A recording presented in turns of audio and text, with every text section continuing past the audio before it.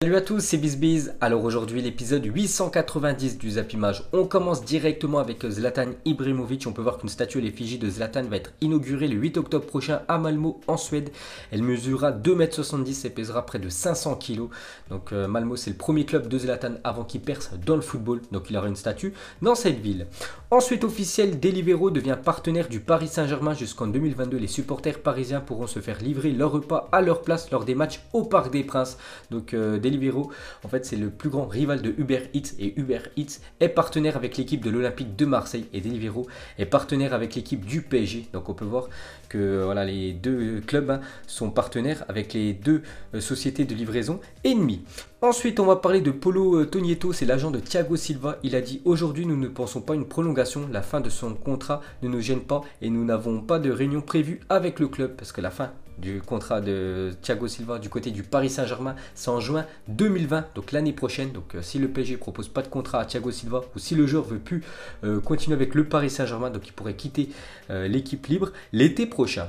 Ensuite, cette fois-ci, une déclaration d'un ancien parisien, Jonathan Iconé, maintenant attaquant du côté de Lille. Il a dit au Paris Saint-Germain: il forme bien, pour la formation c'est vraiment super. Après, pour jouer avec les pros c'est compliqué parce qu'il y a beaucoup de talent, donc j'ai préféré aller voir ailleurs pour avoir ma chance autre part et ça fonctionne bien. Donc c'est pour ça qu'il a quitté l'équipe du Paris Saint-Germain pour aller du côté de Lille. Regardez, il va jouer la Ligue des Champions cette saison. Il a eu ses deux premières sélections avec l'équipe de France, pour vous dire voilà qu'au Paris Saint-Germain, en plus ils ont supprimé l'équipe réserve, il n'y a plus de PSG B, on peut dire, il y a juste l'équipe professionnelle. C'est pour ça, pour les jeunes joueurs du PSG qui sortent, on peut dire, du centre de formation, c'est très compliqué de jouer avec l'équipe première.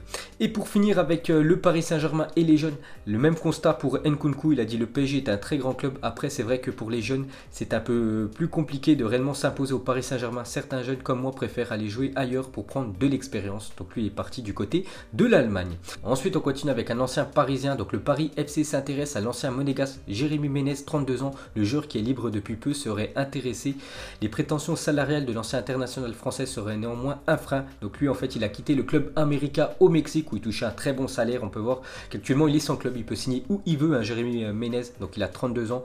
On peut voir que Paris FC, une équipe de deuxième division française, serait intéressée, mais le problème bien sûr c'est son salaire. Ensuite, une déclaration de Nasser, le président du Paris Saint-Germain, sur sa recrue phare pendant ce mercato, Icardi. Il a dit: Icardi est vraiment un grand attaquant et nous sommes heureux de l'avoir. Ses statistiques en Serie A prouvent qu'il est fort et nous comptons sur lui. Donc surtout le PSG compte sur Icardi pour la Ligue des Champions, parce que le championnat français, on sait tous que le PSG va terminer champion de France, mais c'est surtout les grands matchs de Ligue des Champions, dont le match mercredi contre l'équipe du Real. Ensuite, une déclaration de Berbatov et la Dream Team d'United, qui a quelques années à Manchester United, dans les années 2007-2008, c'était l'une des meilleures équipes de la planète, contrairement à maintenant, c'est vraiment une équipe irrégulière. Donc il a dit: lors de mon passage à Manchester United, nous avions Cristiano Ronaldo, Rooney, Giggs, Scholes, Neville, Ferdinand, Evra, Van der Sar et Sir Alex Ferguson en tant que manager. Donc quand on arrivait sur le terrain, la plupart de nos adversaires avaient déjà accepté la défaite. Donc voilà, c'était très compliqué de battre le grand Manchester United il y a quelques années.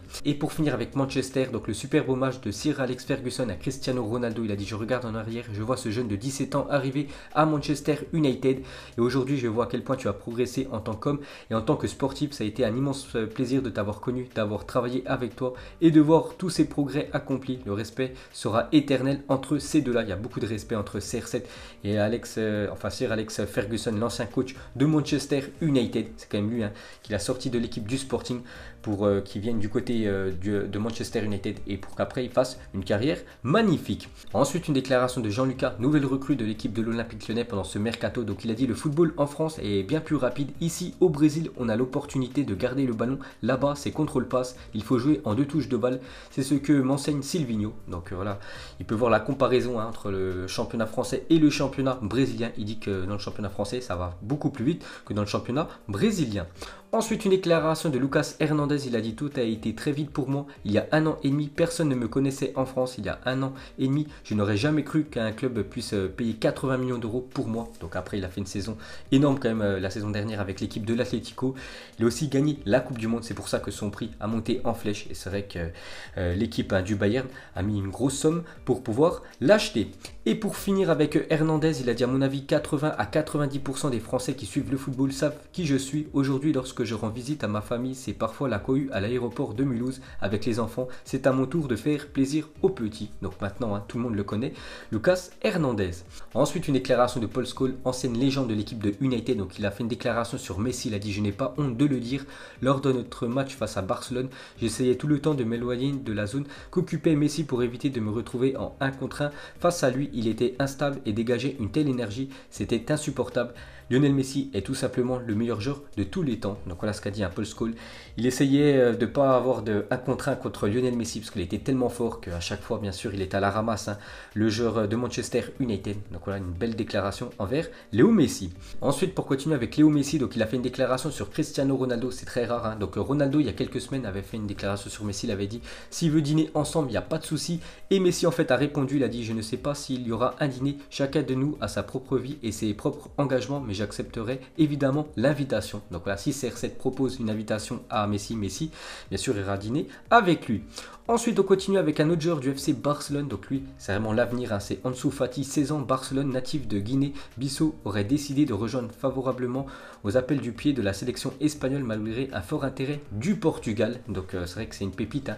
Ce jeune joueur de l'équipe du Barça qui est sorti du centre de formation, donc de la Masia, le centre de formation barcelonais. Et en fait, on peut voir qu'il y a l'Espagne et le Portugal qui aimeraient l'avoir pour la sélection nationale. Donc lui, normalement, devrait jouer avec l'équipe espagnole.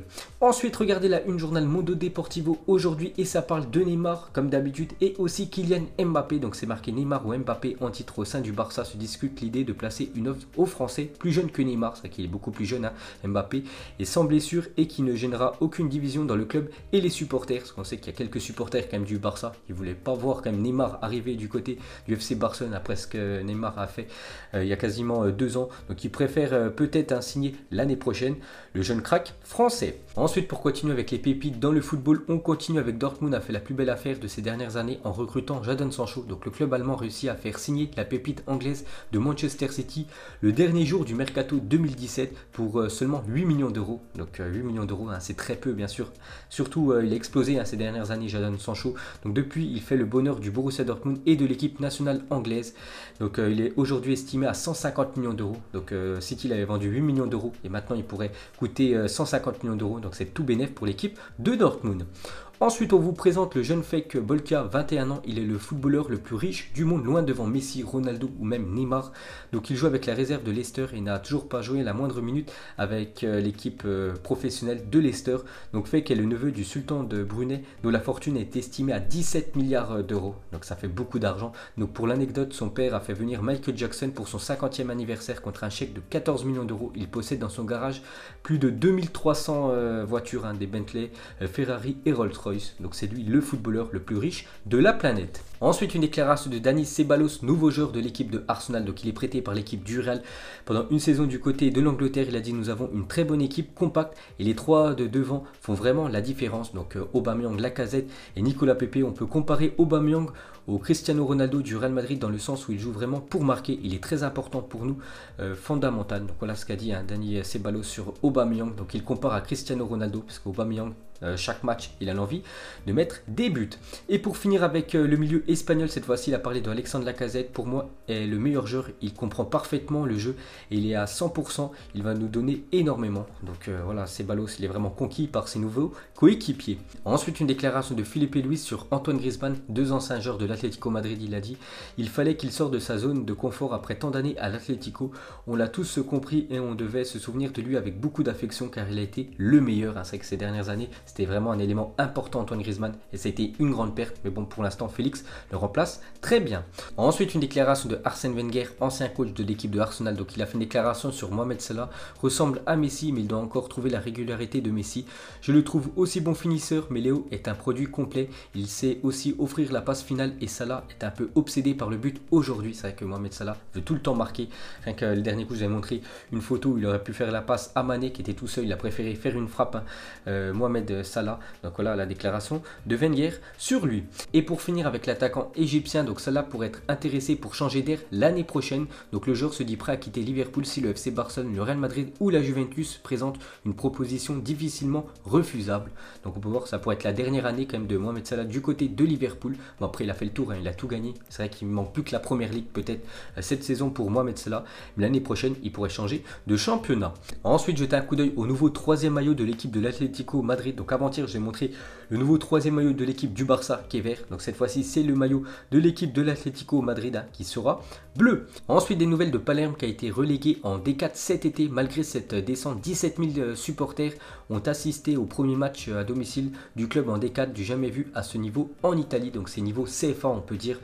Et c'est vrai qu'ils, enfin la saison dernière, ils jouent en deuxième division, mais en fait ils n'ont pas donné le dossier à temps, on peut dire, pour se réinscrire en deuxième division. C'est pour ça qu'ils doivent redescendre en quatrième division. On peut voir qu'il y avait plus de 17 000 supporters quand même qui ont été là lors de leur première rencontre.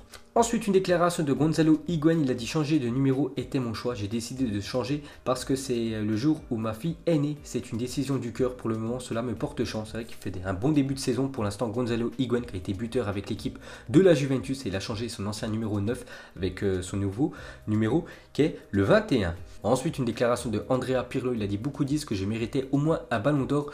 Je me dis juste que si Xavi et Iniesta ne l'ont jamais obtenu avec tout ce qu'ils ont accompli, je ne devrais même pas être considéré comme un candidat. Des sages paroles pleines d'humilité. Donc c'est vrai que Xavi, Iniesta ou même Andrea Pirlo auraient pu gagner un ballon d'or, mais le problème hein, c'est que Cristiano Ronaldo et Lionel Messi jouaient en même temps qu'eux et bien sûr ça leur a barré la route. Ensuite, quand Jürgen Klopp raconte comment il a célébré le titre de champion d'Allemagne avec le Borussia Dortmund en 2011, quelques années plus tard il a signé avec l'équipe de Liverpool, il a dit j'étais vraiment sous. Donc on pouvait le remarquer dans certaines interviews, mais je me souviens d'une chose, je ne sais même pas si j'en ai déjà parlé à quelqu'un auparavant. Je me suis réveillé dans un camion à l'intérieur d'un garage, j'étais seul, je m'en souviens, mais je n'ai aucune idée de ce qui s'est passé les heures précédentes. Donc il était tellement bourré après le titre de champion du Borussia Dortmund qu'il a fini dans un camion à l'intérieur d'un garage. Il ne sait même pas ce qu'il a fait, on peut dire, dans la nuit. Donc il est complètement cinglé, cet entraîneur. Et pour finir ce zappimage, donc pour vous, qui est le vrai Ronaldo? Quand dans les conversations, ça va dire Ronaldo, il était vraiment fort. Il faudra faire un choix. C'est vrai que dans les années futures, quand Cristiano Ronaldo aura pris sa retraite, donc on va parler de Ronaldo. Il y a Ronaldo le Brésilien et Ronaldo le Portugais. Et quand on dira Ronaldo, on dira plus le Brésilien ou le Portugais. Voilà, quand il était fort. Vous mettrez tout ça en commentaire. Donc voilà les gars, la fin de zappimage 890. Donc si ça vous a plu, un petit like et je vous ferai l'épisode 891 demain. Donc moi je vous laisse et je vous dis à la prochaine comme d'habitude. Ciao à tous.